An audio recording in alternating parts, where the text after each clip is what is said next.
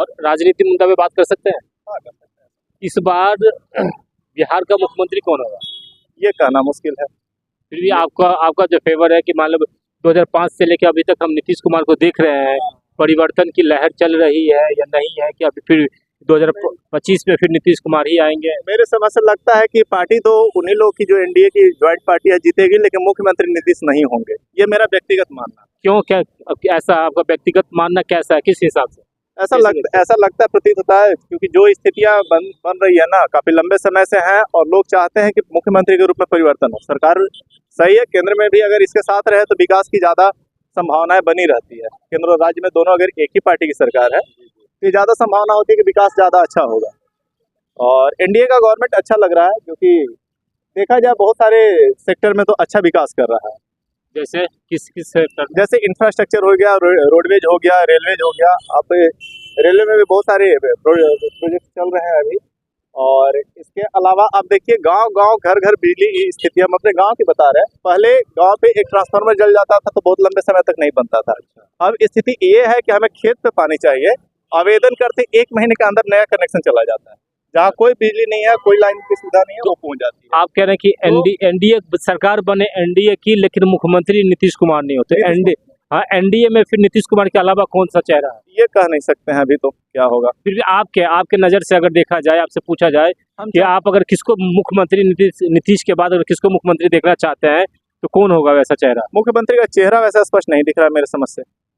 NDA में कोई भी नहीं है, ये हम थोड़े कह रहे हैं कि नहीं बनेगा ही, लेकिन मेरे समझ से कोई स्पष्ट नहीं दिख रहा है। एनडीए में अभी कितने पार्टियां हैं? ये नहीं क्या पता है। बिहार में तो जदयू और ये बीजेपी 2 चीज मुख्य पार्टियां, बाकी तो हम हो गया या और भी उसके साथ जो भी पार्टियां। चिराग पासवान है, चिराग पासवान की भी पार्टी है, वो भी अच्छे हैं। अगर हाँ तो उसके अगर नीतीश कुमार, आपसे ही पूछा जाए कि एनडीए में नीतीश कुमार के बाद अगर किसी का सीएम चेहरा अगर देखा जाए तो कौन? चिराग को बना दिया जाए, बेहतर है। चिराग बेहतर है? हाँ, चिराग बेहतर। किस हिसाब से? युवा है, उनकी सोच अपडेटेड है, सबको लेकर चलने वाले हैं। तो वो अगर चिराग पासवान बोल भी रहे हैं कि अब बिहार मुझे बुला रहा है। सही है, बुला भी रहा है। सामाजिक माहौल देखा जाए तो चिराग की डिमांड है। तेजस्वी यादव बोल रहे थे कि चिराग जी को बिहार से भगाया कौन था जो उसको बुला रहा है? ये तो उनका व्यक्तिगत टिप्पणियां है, वो पार्टी के लिहाज से वो एक दूसरे पे कटाक्ष करते रहेंगे। अभी चिराग उनके अपोजिट है तो उनके अपोजिट बोलेंगे, हो सकता है कि चिराग उनके पार्टी में आ जाए तो उनकी बड़ाई करने लगे। वो तो उनका अपना मुद्दा रहता है। वो तो है ही। फिर भी नहीं, जब कहते हैं आपके हिसाब से चिराग पासवान अगर हो जाए तो चिराग पासवान का पहले 5 वर्षीय कार्य कैसे देखना चाहते हैं? युवा अपडेटेड है, एनर्जेटिक होकर के काम करेंगे।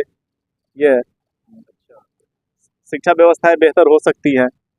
बिहार में शिक्षा व्यवस्था बड़ा वो अभी वो है अभी तो जो, हाँ, ये हम नीतीश कुमार का सबसे बड़ा फेल्यूर मानते हैं शिक्षा को, जो अभी इतनी बड़ी वैकेंसी लाया है ना, बहुत बड़ी फेल्यूर। इसमें कारण क्या है ना कि कंपटीशन जीरो कर दिए, वो केवल बीएड वाले को लिए हैं, और वैकेंसी इतनी बड़ी रही है कि क्वालिटी स्टूडेंट उनको नहीं मिला। जैसे ये जनरल बीए पे या जनरल ग्रेजुएशन पे स्टूडेंट को आप सिलेक्ट करते टीचर के रूप में, तो उनको क्वालिटी या क्रीम लड़का मिलता, जो प्रोडक्ट होता अच्छा मेहनत करने वाला लड़का मिलता। अब बीएड करने वालों की स्थिति क्या होती है, जिनका कहीं नहीं नौकरी लगता, वो अपने बच्चों को बीएड करवा के बैठा देते हैं। अब बीएड कर लो, उसके बाद तो कहीं ना कहीं तो तुम सेटल हो जाओगे। अच्छा, तो उनमें वो क्वालिटी नहीं होती है जो क्वालिटी होनी चाहिए। क्योंकि बीएड करने के बाद क्वालिटी नहीं आती है। नहीं, ये नहीं, बीएड करने वाले 95% से अधिक बच्चे ऐसे होते हैं जिनको कहीं नौकरी नहीं हो रही है, जिनमें कोई क्वालिटी नहीं है नौकरी लेने की, वो बीएड करके बैठे होते हैं। और इतनी बड़ी वैकेंसी आई कि उसमें गधा बैल जितना था सब सिलेक्ट हो गया है, तो सब के सब टीचर बन गया है। अब वो बच्चों का ये बीपीएससी कंडक्ट किया है ना, तो बीपीएससी एग्जाम ली है, तो बीपीएससी एग्जाम में ऐसा टफ होता है। बीपीएससी एग्जाम टफ होता है, लेकिन टफ कब होता है, जब कंपटीशन होती है। अब मान के चलिए कि 50,000 बच्चे एग्जाम देने वाले और 50,000 सीट है, तो कंपटीशन क्या रहेगा। बल्कि बीपीएससी नहीं, यूपीएससी लेगा तो उन्हीं बच्चों में से लेगा ना, तो बल्कि कटअप घट जाएगा। लेना तो उसी को है। तो इसीलिए कह रहे हैं कि ये कंपटीशन जो हुआ, ये क्रीम लड़के नहीं मिले हैं, इनसे अच्छे लड़के भी बेरोजगार बैठे पड़े हैं। और जो बीएड किए हुए थे, जो गधा बैल सब थे, उसमें भी कुछ अच्छे हैं, 10% 5% अच्छे हैं। बाकी जितने गधा बैल थे वो सब सिलेक्ट हो गए हैं, सब टीचर बन गए। तो अच्छा, अभी जो सिलेक्ट हुए हैं वो अगले 20 25 30 साल तक तो वो टीचर रहेंगे। तो अगले 20 25 साल का फ्यूचर गया काम से। कम से कम 30 साल मान लीजिए। कम से कम 30 साल मान लीजिए, और इतनी बड़ी वैकेंसी है कि इसको हम आगे सुधार भी नहीं सकते हैं। तो आने वाले समय में लंबे समय तक ये शिक्षक बने रहेंगे, तो ये हम समझते हैं कि बहुत बड़ा अभी जो TRE 4 का जो मामला है अभी लटका हुआ है, इसको कैसे देखते हैं? अब ये तो देखिए, हमें लगता है कि इलेक्शन बाद शायद इसको सुलझाए या क्या करे, देखिए। नहीं, अभी सरकार बोल रही है कि अगस्त में या सितंबर में एग्जाम भी ले लेंगे TRE 4 का। हाँ, ये तो गवर्नमेंट का, हर गवर्नमेंट का एक पॉलिसी होता है कि जब इलेक्शन आती है तो वैकेंसियां बढ़ जाती है। एनडीए का भी ये फेल्वर है। सेंट्रल गवर्नमेंट की वैकेंसी चाहे रेलवे को हो या इस तरह की हो, जैसे ही एग्जाम इलेक्शन का टाइम आता है उनकी वैकेंसी आ जाती है सरकार में, और तब 5 साल तक वो पेंडिंग पड़े रहता है। ये भी एक फेल्वर है गवर्नमेंट का, ये भी मानता है। और ये अभी जो बिहार में डोमिसाइल के लिए जितना मामला है, डोमिसाइल को कैसे देखते हैं आप? डोमिसाइल लागू होनी चाहिए? डोमिसाइल अगर अदर स्टेट लागू करता है तो बिहार को भी लागू करनी चाहिए, क्योंकि अदर स्टेट अगर बिहार को नहीं लेता है तो फिर बिहार अदर स्टेट के स्टूडेंट को क्यों ले? तो फिर यहाँ तो अपने बेरोजगारी बढ़ी हुई है। ये TRE 1, TRE 2, TRE 3 में तो डोमिसाइल ले लिया है। हाँ, डोमिसाइल का डिमांड नहीं किए थे वो, ये तो नीतीश कुमार वो नेशनल लेवल पे अपना वोट बैंक बनाना चाहते थे, वो एक कारण रहा है। हालांकि अगर अदर स्टेट लागू करते हैं, यूपी लागू करता है, बंगाल, झारखंड, जो भी पड़ोसी राज्य है वो लागू अगर करते हैं तो बिहार को भी लागू करना चाहिए, क्योंकि बिहार के बच्चे अगर अदर स्टेट नहीं जा सकते हैं तो उनके बच्चे हमारे वैकेंसी क्यों खाएंगे भाई? बिहार में तो वैसे भी युवाओं की जनसंख्या ज़्यादा है, बेरोजगारी की जनसंख्या भी ज़्यादा है, इसी हिसाब से तो सरकार को सोचना चाहिए। हाँ, बिल्कुल सोचना चाहिए, क्योंकि यहाँ पे लोग ज़्यादा बेरोजगार है, तो ज़्यादा से ज़्यादा यहाँ के लोगों को रोजगार मिले वो ज़्यादा बेहतर है ना। एक तो कि हम लोग मतलब मजदूर बन के रहे हुए हैं, अदर स्टेट में अक्सर मजदूरी करने ही जाते हैं, जो स्थिति है वास्तविकता है। तो अगर यहाँ के बच्चों को यहाँ रोजगार मिले तो बेहतर है, लेकिन शिक्षक ना बने, हम ये भी साथ में जोड़ेंगे, क्योंकि शिक्षक बनने के बाद वो अगले को जो अति है फ्यूचर है वो खा जाते हैं।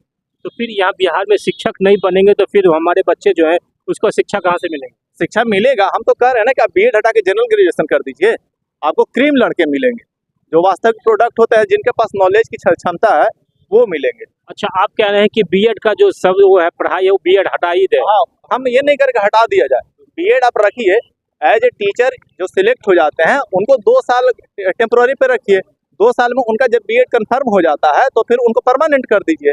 जब तक परमानेंट नहीं होते हैं तब तक उनको टेम्पोररी टीचर में रखा जाए, उनकी हाफ सैलरी या थर्ड सैलरी दिया जाए, कोई दिक्कत नहीं है। अच्छा, तो कहने का मतलब है कि जो ग्रेजुएशन करके आए उसको कंपटीशन ले ट्रेनिंग, बीएड करवा दिया जाए 2 साल में। तो बीएड के बाद बीएड करने के बाद तो डायरेक्ट है नहीं कि बीएड करने के बाद हम डायरेक्ट टीचर बन जाएंगे। बीएड के बाद सीटेट है, स्टेट है, बीटेट है, ये सब पास करने के बाद फिर एक बीपीएससी आ गया है, तो इसमें तो क्रीम कुछ नहीं सर, हम तो कह रहे हैं कि कुछ भी लेगा तो उन्हीं में से लोगों को लेना है ना। हाँ। अलग से तो लेना नहीं है। तो बीएड भी टफ है, बीएड तो ऐसे नहीं कि कोई मुंह उठा के वो बिल्कुल कर रहे हैं, आ जाइए। अच्छा, बिहार की देखिए स्थिति, बिहार में गवर्नमेंट सीटें बहुत कम है, उसके अलावा प्राइवेट फीस भी ज्यादा है, प्राइवेट से लोग करते हैं तो इसकी फी 1,80,000 रुपए है। झारखंड से, बंगाल से या एमपी से या छत्तीसगढ़ से, यहाँ यूपी में चले जाइए, यूपी हरियाणा में चले जाइए, बड़ा सस्ता हो जाता है, आराम से 55,000, 60,000, 50,000 में घर बैठे कर ले रहा है। जितनी सर्टिफिकेटें हैं उनकी 80% जो है वो घर बैठे सर्टिफिकेट ले रहे हैं, वो ला करके यहाँ अप्लाई कर रहे हैं, है ना। स्थिति वही है। तो फिर आखिर इसकी जरूरत क्या है? हम कहते हैं कि अगर बीएड करना एज ए शिक्षक जरूरी है तो आप पहले स्टूडेंट को जनरल इंटर या जनरल ग्रेजुएशन जो उसका स्टैंडर्ड है उस पर सिलेक्ट कर लीजिए। उसके बाद उनका जो ट्रेनिंग पीरियड है 1 साल का या 2 साल का, उसमें पढ़ाई के साथ साथ ये बीएड भी उनको कोर्स करवाइए। कोर्स करवा करके वो जब बीएड पास हो जाता है तो उनको जॉब में परमानेंट कर दीजिए। जब नहीं होता है तब तक उनको टेम्पोररी रखिए। उनकी सैलरी से ही आप उनको बीएड करवा दीजिए, उनकी 80% सैलरी दीजिए या 50% सैलरी दीजिए, तब तक उसी पैसे से करवा दीजिए। अभी देखिए ना, बीएड वाले को 1 to 5 से हटा दिया है, इसको कैसे देखते हैं? सही है, बीएड मैंडेटरी नहीं होना चाहिए मेरे समझ से, और 1 to 5 में तो बहुत ज़्यादा हालांकि बीएड कर ले तो ज़्यादा बेहतर है शिक्षक के रूप में, क्योंकि पढ़ाने के तौर तरीके जानना जरूरी है ना। आप बाद में करवा दीजिए, ये तो गवर्नमेंट की अपनी पॉलिसी है, उसकी जो सचिव होते हैं उनकी अपनी पॉलिसी होती है शिक्षा विभाग की, तो वो जो कहें वो या उनके अनुसार ही लागू होगा। लेकिन मेरा जो मानना है कि बीएड या डीएलएड जो है वो शिक्षक के लिए जरूरी है, लेकिन कंपटीशन के लिए जरूरी नहीं। कंपटीशन आप जनरल ग्रेजुएशन इंटर के बेस पे ले लीजिए, उसके बाद आप ट्रेनिंग के पीरियड में वो करें। तो अब ये हमारे साथ थे भाई साहब, अभी हम मनी ड्राइव पे हैं। मनी ड्राइव पे यहाँ देखने आए हैं कि यहाँ का जो खूबसूरती है वो देखे हैं।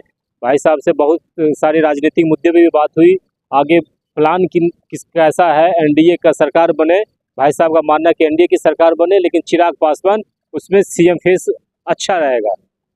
आपकी प्रतिक्रिया क्या है, आप कमेंट बॉक्स में दे सकते हैं।